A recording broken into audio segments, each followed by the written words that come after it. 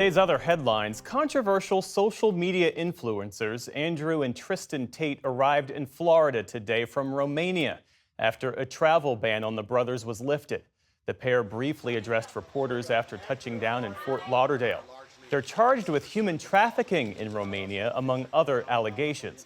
Andrew Tate is also charged with rape. They deny any wrongdoing. The dual U.S.-British nationals are vocal supporters of President Trump and have millions of followers online. Andrew Tate has described himself as a misogynist. Florida Governor Ron DeSantis said today that he had no part in allowing them into Florida. No, Florida is not a place where you're welcome with that type of conduct in the air. And I don't know how it came to this.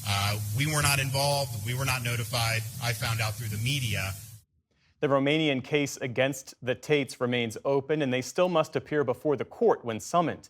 And in the UK, Andrew Tate faces a separate lawsuit from 4 women who accuse him of sexual violence. Today, their spokesperson said a court lifted the seizure of some of their assets and that their bank accounts have been unfrozen.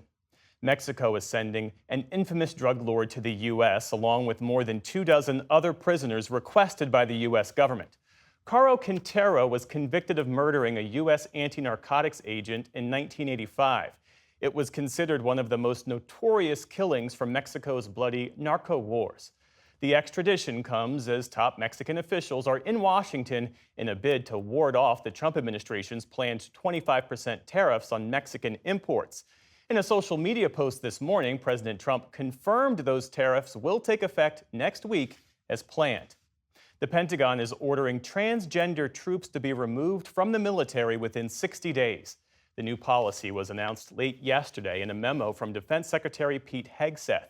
It comes after President Trump signed an executive order last month calling on transgender troops to be prevented from serving openly. It's a dramatic shift from prior policy, which had prohibited discrimination based on gender identity, though the memo calls for exceptions for those supporting war-fighting capabilities. There's more on transgender rights, this time in Iowa.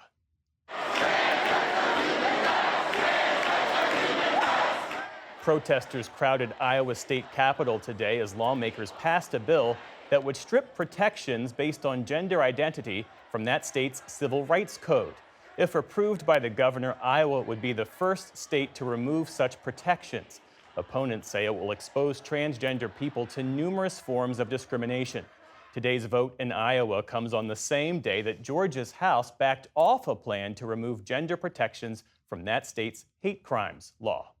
Turning now overseas, Israel's military released its first internal findings on the October 7th Hamas attacks today.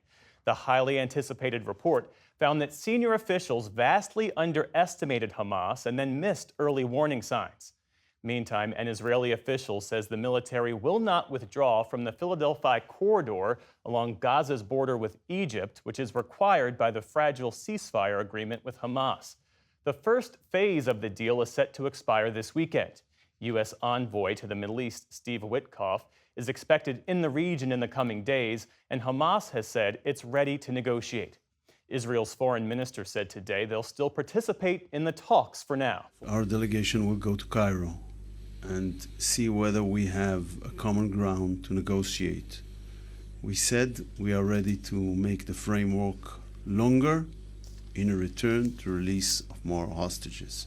Also today, Israel confirmed that the 4 hostage bodies handed over in last night's exchange match the names Hamas provided. Meantime, in Gaza,